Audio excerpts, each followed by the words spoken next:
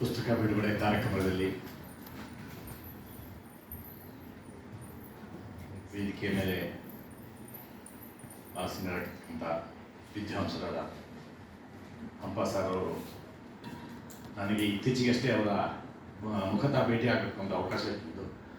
ಒಂದು 2-3 ತಿಂಗಳ ಹಿಂದೆ ಸೆಪ್ಟೆಂಬರ್ಲಿಂದ ಕಾಣಿಸುತ್ತೆ. ಆಗ ಅಲ್ಲಿ ದ್ರಾವಿಡ ಭಾಷಾ ಟ್ರಾನ್ಸ್ಲೇಟರ್ ಅಸೋಸಿಯೇಷನ್ ಒಂದು ಸಮಾರಂಭದ ಉದ್ಘಾಟನೆ ಮಾಡಿರ್ತಿದ್ದರು. ಅವಾಗ ನಾನು ಮೊದಲ ಬಾರಿಗೆ ಅವ್ರನ್ನ ನಾನು ಅಲ್ಲಿ ನೋಡುವಂಥ ಅವಕಾಶ ನನಗೆ ಸಿಕ್ತು. ಅವ್ರು ಸಿಕ್ಕಿದ್ದು ಮಾತ್ರ ಅಲ್ಲ, ಅವತ್ತು ಅವ್ರು ಮಾತಾಡಿದಾಗ ಇವತ್ತು ಯಾವ ರೀತಿ ಅವರು ಮಾತಾಡಿದಾರೋ ಅದು ಒಂದು 10 ಪಟ್ಟು ಮೋಸ್ಟ್ಲಿ ಅಲ್ಲಿ ಮಾತಾಡಿದ್ದಾರೆ. ಅವರು ಹಳೆಯ ಗ್ರಂಥಗಳಿಂದ ಉಲ್ಲೇಖಿಸಿದಂಥ ವಿಚಾರಗಳನ್ನು ನೋಡಿ ನಾನು ಆ್ಯಕ್ಚುಲಿ ಪುಳಕಿಂದ ಹೊರಟೆ. ನಾನು ಆಗಲೇ ಹೇಳಿದೆ, ನೋಡಿ ಇಷ್ಟು ವಯಸ್ಸು ಅಂತ ಹೇಳ್ತಾ ಇದ್ದಾರೆ. ನಮ್ಮ ಈಗ ಒಂದು 70-75 ವರ್ಷ ಆಗ್ತಿದ್ದಂಗೆ ನಮ್ಮ ಹಳೆಯದೆಲ್ಲ ಮರ್ತು ಹೋಗೋಂಥ ಒಂದು ಸಂದರ್ಭ ಈಗ. ಆದರೆ 89ನೇ ವಯಸ್ಸಿನಲ್ಲೂ ಸಹ ಅವರು ಅಷ್ಟು ಹಳೆಯ ವಿಚಾರಗಳನ್ನು ಎಷ್ಟು ಹಸಿರಾಗಿ ಅವರು ನಮ್ಮ ಮುಂದೆ ಇಡ್ತಾ ಇದ್ದಾರೆ ಅನ್ನೋದನ್ನು ನಾವು ಗಮನಿಸುವಾಗ ನಾನು ನಿಜಕ್ಕೂ ಭಾಳ ರೋಮಾಂಚನವಾಗ್ತದೆ.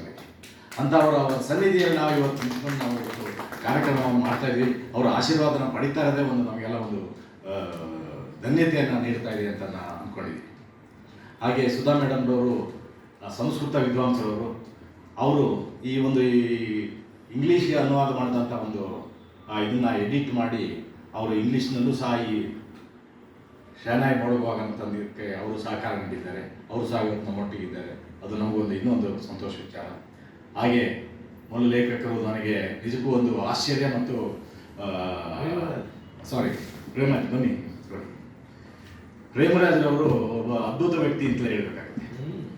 ಯಾಕೆಂದರೆ ನಾನು ಎಲ್ಲೂ ನೋಡಲಿಲ್ಲ ಒಬ್ಬ ಲೇಖಕ ಈ ಒಂದು ಇಷ್ಟೊಂದು ಮಟ್ಟದಲ್ಲಿ ಒಂದು ಕಾರ್ಯಕ್ರಮವನ್ನು ಆಯೋಜಿಸಿ ಅವರಿಗೆ 1ರಿಂದ 7 ಕೊನೆಯವರೆಗೂ ಅಂದರೆ ಏಕವ್ಯಕ್ತಿ ಪ್ರದರ್ಶನ ಮಾಡೋ ರೀತಿಯಲ್ಲಿ ಅವರು ಪುಸ್ತಕ ಬರೆಯೋದ್ರಿಂದ ಹಿಡಿದು ಬಿಡುಗಡೆ ಮಾಡಿ ಇದುವರೆಗೂ ಆ ಒಂದು ಎಲ್ಲ ಕೆಲಸಗಳನ್ನು ಬ್ಯಾನರ್ ಹಚ್ಚೋ ಕೆಲಸಗಳು ಸೇರಿ ನಾನು ಯಾಕೆ ಹೇಳಿದೆ ಅಂತಂದರೆ ಈ ಕೆಲಸಗಳು ಒಬ್ಬ ಲೇಖಕರು ಮಾಡ್ತಾರೆ ಅಂತ ನಾವು ಖಂಡಿತ ನಾವು ಯಾರು ನೆನೆಸೋಕ್ಕೆ ಸಾಧ್ಯವಿಲ್ಲ.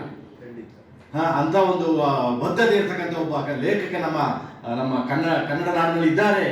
ಮಲಯಾಳಿ ಆದರೂ ಸಹ ಅವರು ಕನ್ನಡ ಇಟ್ಕೊಂಡು ಇಂಥ ಒಂದು ಕೆಲಸಗಳು ಮಾಡ್ತಾ ಇದ್ದಾರೆ ಅನ್ನೋದು ಒಂದು ದೊಡ್ಡ ಅಭಿಮಾನ ಅಂತ ನಾನು ಹೇಳ್ತೀನಿ.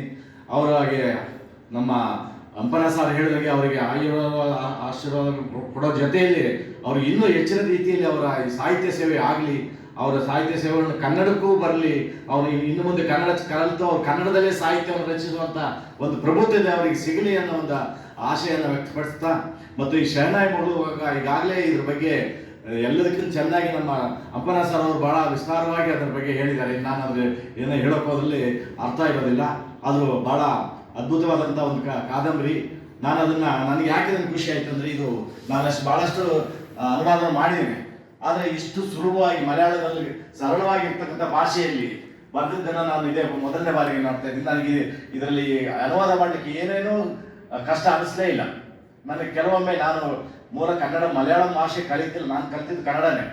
ಆದರೆ ನನಗೆ ಕನ್ನಡದ ನಂತರ ಮಲಯಾಳಂ ಕಲ್ತಿದ್ದ ನಂತರ ನಾನು ಈ ಭಾಷೆಗೆ ನಾನು ಅನುವಾದ ಮಾಡೋಕ್ಕೆ ಶುರು ಮಾಡಿದೆ. ಆಗ ನನಗೆ ಅನೇಕ ಭಾಷಾ ತೊಡಕುಗಳು ಬರ್ತಾ ಇತ್ತು. ಆ 3 ಲೇಖಕರಾಗಲಿ ಅಥವಾ ಬೇರೆಯವರನ್ನ ಸಹಕಾರಕ್ಕೆ ಕೇಳಿ ನಾನು ಇದನ್ನ ಅನುವಾದ ಮಾಡೋಕ್ಕೆ ನಾನು ಪ್ರಯತ್ನ ಪಡ್ತಾ ಇದ್ದೆ. ಆದರೆ ಈ ವಿಚಾರದಲ್ಲಿ ಪ್ರೇಮರಾಜರವರ ಭಾಷೆಯಲ್ಲಿ ನನಗೆ ಯಾವುದೇ ಒಂದು ತೊಡಕು ಬರಲಿಲ್ಲ. ಭಾಳ ಸರಳವಾದ ಸುಂದರವಾದಂಥ ಭಾಷೆಯಲ್ಲಿ ಅವ್ರು ಬರೆದ್ರಿಂದ ನನ್ನ ಕನ್ನಡವೂ ಹಾಗೆ ಆಗಿರಬೇಕು ಅಂತ ನನಗಂತೆ. ಯಾಕೆಂದ್ರೆ ಹಂಪನ ಸಾರ್ ಅವರು ನನ್ನ ಅದ್ರ ಬಗ್ಗೆ ಮೆಚ್ಚಿ ವ್ಯಕ್ತಪಡಿಸಿದ್ರಿಂದ ನನಗೊಂದು ದೊಡ್ಡ ಒಂದು ಸರ್ಟಿಫಿಕೇಟ್ ಸಿಕ್ಕಿದಂಗೆ ಆಗಿದೆ. ಧನ್ಯವಾದಗಳು ಸರ್ ತಮಗೆ. ಇದೇ ರೀತಿ ಪ್ರೇಮರಾಜರು ಒಂದು ಸಾಹಿತ್ಯ ಸೇವೆ ಮಾಡಲಿ. ಅವರು ಆಕ್ಚುಲಿ ಮೂಲತಃ ಸಾಹಿತ್ಯ ಅಲ್ಲ, ಅವರು ತಾಂತ್ರಿಕ ವಿಭಾಗದಲ್ಲಿ ಪರಿಣಿತರು. ಆದರೂ ಸಹ ಅವರು ಈ ಒಂದು ಸಾಹಿತ್ಯದಲ್ಲಿ ಪಳಗಿದ್ದಾರೆ. ಅವರು ಅನೇಕ ಅವರ ಕಥಾ ಸಂಕಲನಗಳಾಗಲಿ ಅಥವಾ ಇತರ ಕಾದಂಬರಿಗಳಾಗಲಿ ಈಗಾಗಲೇ ಅನೇಕ ಪ್ರಶಸ್ತಿಗಳನ್ನು ಪಡೆದುಕೊಟ್ಟ ಮಟ್ಟಿಗೆ ಅವರು ಈಗಾಗಲೇ ಬೆಳೆದಿದ್ದಾರೆ. ಇಷ್ಟು ಸಣ್ಣ ಪ್ರಾಯದಲ್ಲಿ ಅವರು ಬರೆದಿದ್ದಾರೆ. ಇನ್ನು ಮುಂದೆ ಏನೇನು ಆಗುತ್ತೋ ಅನ್ನೋದ್ರ ಬಗ್ಗೆ ನಾವು ದೊಡ್ಡ ಆಸೆಯನ್ನು ಇಟ್ಕೊಂಡಿದ್ದೀವಿ. ಆ ಆಸೆ ನೆರವೇರಲಿ ಅಂತ ಹೇಳಿ ನನ್ನ ಮಾತು ಮುಗಿಸ್ತಾ ಇದ್ದೀನಿ. ನಮಸ್ಕಾರ.